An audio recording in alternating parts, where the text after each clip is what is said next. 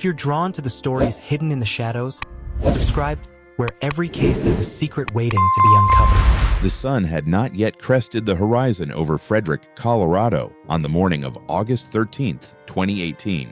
At 3:17 a.m., the quiet of the Windham Hills subdivision was broken by the mechanical groan of a garage door. For the neighbors, it was a routine sound. Chris Watts heading to an oil site for his job at Anadarko Petroleum. But for the digital ghost living inside the house at 2825 Saratoga Trail, it was the beginning of a forensic countdown. The facts of the morning are often buried under the weight of the tragedy that followed, but the anticipation begins with the unseen data. While the world slept, the Watts home was communicating. The Vivint home security system, the smart locks, and the GPS on Chris's work truck were all generating a silent ledger of movement. According to the discovery files, Chris backed his white work truck into the garage, a departure from his usual parking routine. This is where the shadow first enters the narrative. Grainy footage from a neighbor's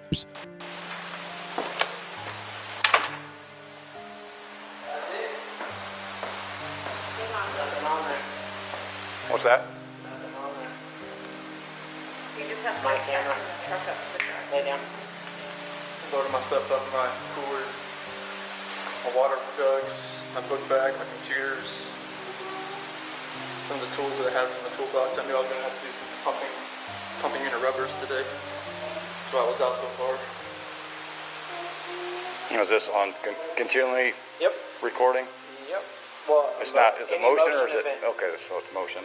Any motion event that happens, but I get cars driving from this street, and this is him at 517.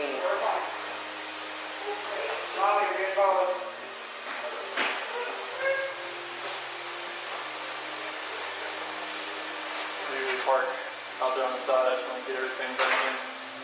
Be easier, so lugging everything out there, all the tools that I had to bring in.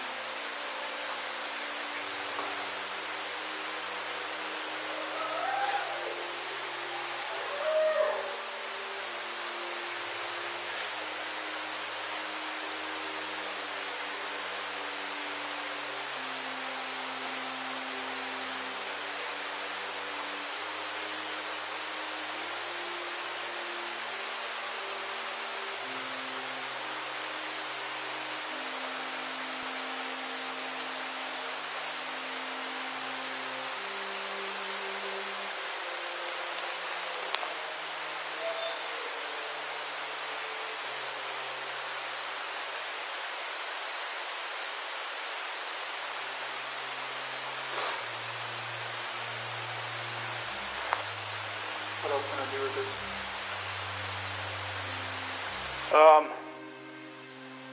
My detective just showed up, so he'll probably want to talk to you. He'd probably, like I said, he might have you call at the bank and see if there's any kind of activity. Because if there is any sort of action out I know there, his camera's I would have got it. like Right. we had issues the other week when people were stealing stuff out of like garages and stuff like that, and I had parked my truck I right had here. to park right here. Yeah.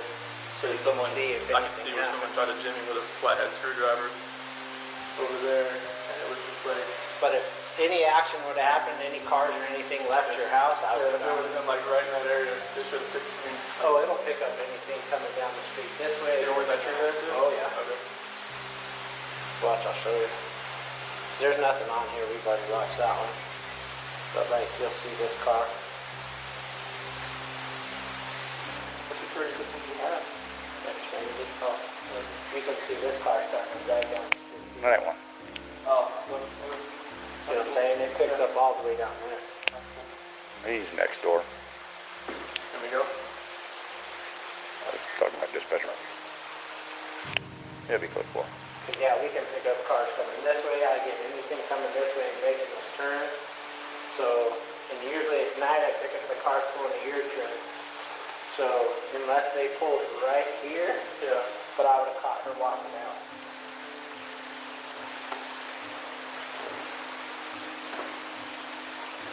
Diesel. Surveillance camera, the now famous Nate's camera, captured the flickering light of the garage as Chris loaded his vehicle. To the casual observer, it's a man going to work. To the analytical eye, the timing is jagged. It took him nearly 50 minutes to leave. In the world of logistics and labor, 50 minutes to load a few tools is an eternity. As the truck finally pulled away at 5:27 a.m., it left behind a house that was technically sealed, yet fundamentally broken. Shanann Watts, 15 weeks pregnant, had arrived home from a business trip only hours earlier.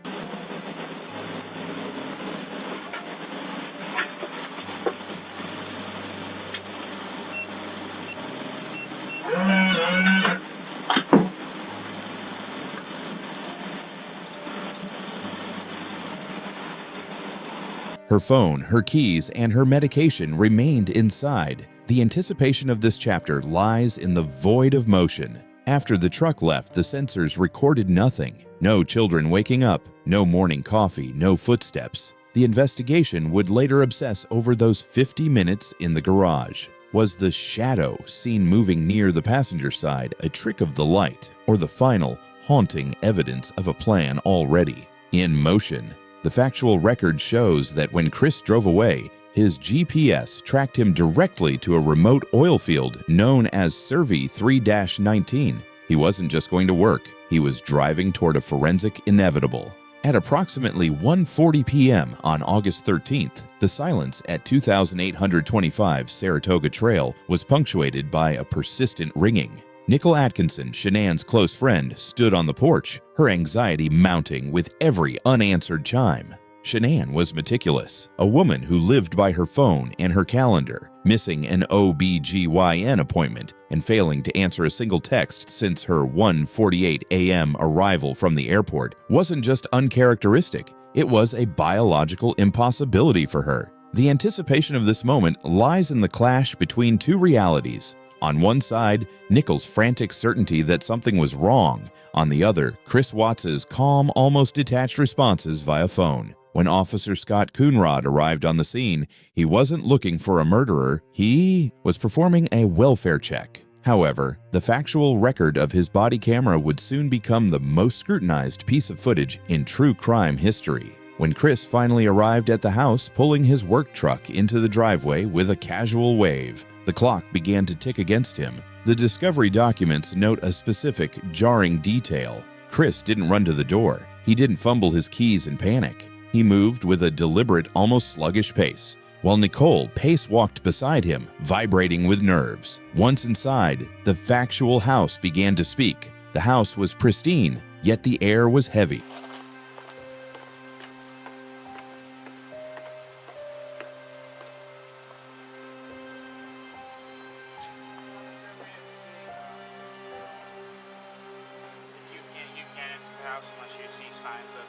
Yep, I've got to have more unless I get consent from him to go in.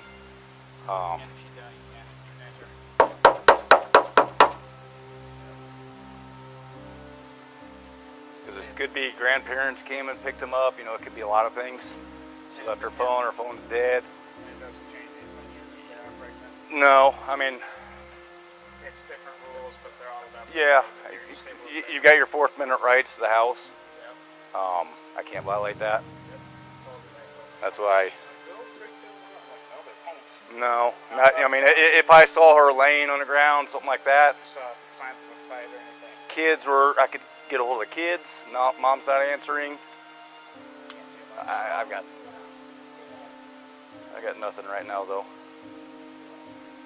The first piece of physical evidence that sent a chill through the responding officer was Shanann's phone. It was found tucked between the cushions of a sofa, switched off. To anyone who knew her, this was the equivalent of finding her heart outside of her chest. Soon after, her wedding ring was discovered on a nightstand. In the language of forensic psychology, this is staged symbolism, an attempt to suggest a voluntary departure or a marital rift. But the most haunting realization of Chapter 2 isn't what was found, it's what was missing. There were no signs of a struggle, no broken glass, no blood, no disarray. The perfect home was a vacuum. As Chris walked the officer through the house, his chatter became a word salad, a psychological red flag where a subject provides too much irrelevant information to fill the silence. He talked about the kids' naps and the garage door, but his eyes constantly darted toward the neighbor's house. He knew about Nate's camera. He knew that across the street, a digital witness had been watching his truck at 5:27 a.m. The anticipation peaks as the police move from the kitchen to the living room, inching closer to the moment they would finally view that footage. The moment the shadow would first be whispered about in the dark. The digital net began to tighten the moment Chris Watts stepped into his neighbor Nate's living room. The factual record of this encounter is preserved in a high-definition body camera video that serves as a masterclass in psychological unraveling. While the footage from Nate's Vivint outdoor camera played on the television, the world saw a grainy black and white recording of a driveway. But the police saw something else, a man losing his grip on a lie. The footage shows Chris backing his white work truck into the driveway at a precise angle, pulling it right up to the garage door. This was an anomaly. Neighbors later testified that Chris never backed into the driveway. He always parked on the street or pulled in head first. By backing up, he was shielding the loading process from the street. On the screen, Chris is seen walking back and forth between the garage and the truck. He is a silhouette moving in the pre-dawn gloom of 5:18 a.m. As the video played, Chris didn't watch the screen with the concern of a missing person's husband. Instead, he swayed. He put his hands on his head. He stared at the monitor with a look of intense analytical dread. The anticipation in that room was thick enough to choke the air. Nate, the neighbor, later remarked to the officer, "He's not acting right."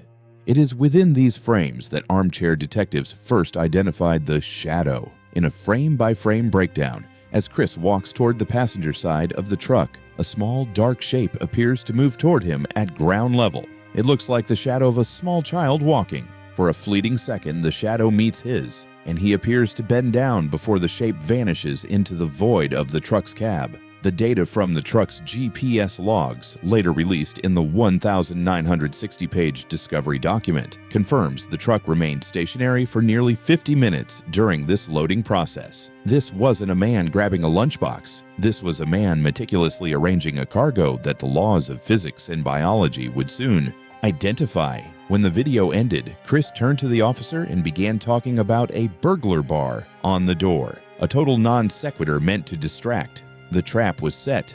The digital evidence of the truck's movement was now in direct conflict with the quiet morning Chris had described. By August 15th, the facade of the worried father had reached its structural limit. Chris Watts sat in a small windowless room at the Frederick Police Department, facing CBI agent Tammy Lee and FBI Special Agent Graham Coder. The room was a pressure cooker of factual confrontation. The agents weren't there to comfort him. They were there to administer a polygraph test, a psychological tool designed to turn a subject's own physiology against their narrative. The anticipation in the room was surgical. Before the sensors were even attached, the agents employed a theme development strategy, offering Chris outs to see if he would bite. They spoke about how a person might snap under the pressure of a pregnancy or financial debt. Chris, however, remained a wall of flat affect. He agreed to the polygraph, likely under the hubristic belief that he could control his own heart rate and galvanic skin response. The facts of the test were devastating. Agent Lee asked the relevant questions. Did you physically cause Shanann not to be here? Did you know where the girls were? Chris answered no to every single one. The needles didn't just jump, they screamed. When the results were processed, Chris didn't just fail. His score was a -29. In the world of polygraphy, a score of -4 or lower is considered deceptive. -29 indicated a total collapse of the truth. Agent Lee returned to the room, dropped the printed charts on the table, and looked him in the eye. "It's not a surprise to you that you didn't pass," she said. This was the pivot point. The agents began to lean on the shadow under the truck and the GPS data that placed him at the Survey 3-19 site for hours. They knew he was at those oil tanks. They knew the truck was the vessel. Under the crushing weight of the failed test, Chris's posture changed. He began to hunch. He asked to speak to his father, Ronnie Watts. The investigators allowed this, knowing the room was bugged. Not just this. Rage. I'm tired.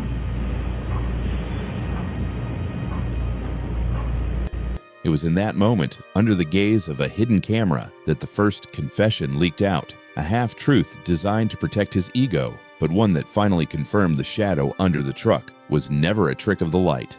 It was the beginning of the end. While Chris Watts sat in the interrogation room spinning a web of half-truths, a tactical team was already converging on the desolate plains of Weld County. Survey 3-19 was not just a job site, it was a sprawling, industrial graveyard of rusted machinery and towering oil batteries. The factual data from the truck's GPS had mapped his movements with terrifying precision. It showed the truck arriving at 6:46 a.m. and idling near two specific tanks 10 and 11, for a significant duration. The anticipation during the recovery process was marked by a somber clinical dread. Investigators arrived to find a landscape that looked normal to the naked eye, but the air was thick with the smell of crude oil and the realization of what lay beneath the surface. To confirm their suspicions, workers had to climb the narrow metal stairs to the top of the massive tanks. These were 20-foot-tall containers filled with volatile, toxic substances.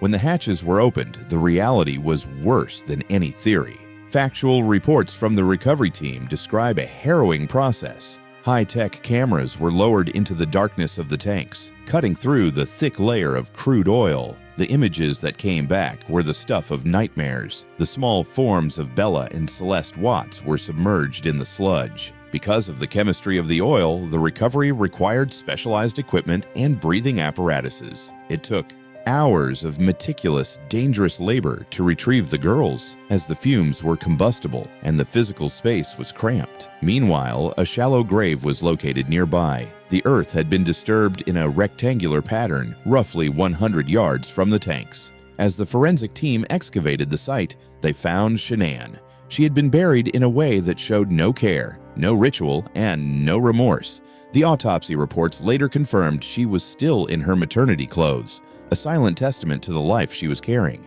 The shadow under the truck, the one seen in the grainy surveillance footage, had finally been traced to its destination. The recovery at Survey 319 provided the physical proof that stripped away Chris's final defenses, leaving only the cold, hard evidence of a calculated disposal. The autopsy reports, released as part of the public record, acted as the final scientific rebuttal to Chris Watts's changing stories. To maintain his heat of passion defense, Chris had initially claimed that he reacted in a fit of rage because Shanann had supposedly harmed the children. However, the forensic evidence gathered from the bodies of Bella and Celeste told a story that was chemically and physically impossible to ignore. The anticipation during this phase of the investigation moved from the digital to the biological. The Weld County Coroner's Office faced a grim task, performing autopsies on children who had been submerged in crude oil for 4 days. The oil had acted as both a preservative and a destructive agent. Factual analysis of the girls' lungs revealed no presence of oil, a critical detail. This proved they were deceased before they entered the tanks. The most damning evidence, however, was found on Bella. Unlike her younger sister, Bella's autopsy showed signs of a struggle. Forensic pathologists found blunt force trauma to her jaw and evidence that she had bitten her own tongue. This was the physical manifestation of the shadow, theory's darkest implication. If the shadow under the truck was indeed a living child, then the girls were alive during that 40-minute drive to the oil fields. The anticipation of the trial hinged on this. Was this a spontaneous act of rage or a cold, calculated execution? The toxicology reports also stripped away any remaining ambiguity. There were no drugs, no poisons, and no signs of a struggle on Shanann that suggested she had fought back against her husband. She had been mechanically strangled, a term used to describe manual pressure that leaves specific bruising on the hyoid bone and neck tissue. The lack of defensive wounds on Shanann suggested she was likely asleep or completely blindsided. As these facts were cataloged, the shadow under the truck took on a more sinister meaning. The footage wasn't just showing movement, it was showing the transport of living witnesses to their own end. The science didn't care about Chris's nice guy persona. It spoke through the bruising, the oil-stained clothes, and the silent testimony of the DNA. The case was no longer a mystery. It was a dossier of undeniable physical facts. While the physical evidence lay in the oil fields, the motive was vibrating in Chris Watts' pocket. When investigators secured his personal cell phone, they didn't just find a device, they found a digital roadmap to a secret life. The anticipation of the investigation shifted from how he did it to why. The answer lay in a hidden calculator-themed app, a common tool for those looking to hide photos and messages behind a functional, mundane icon. Behind that digital wall was Nickel Kessinger. The factual data extracted by the FBI's mobile forensics team was staggering.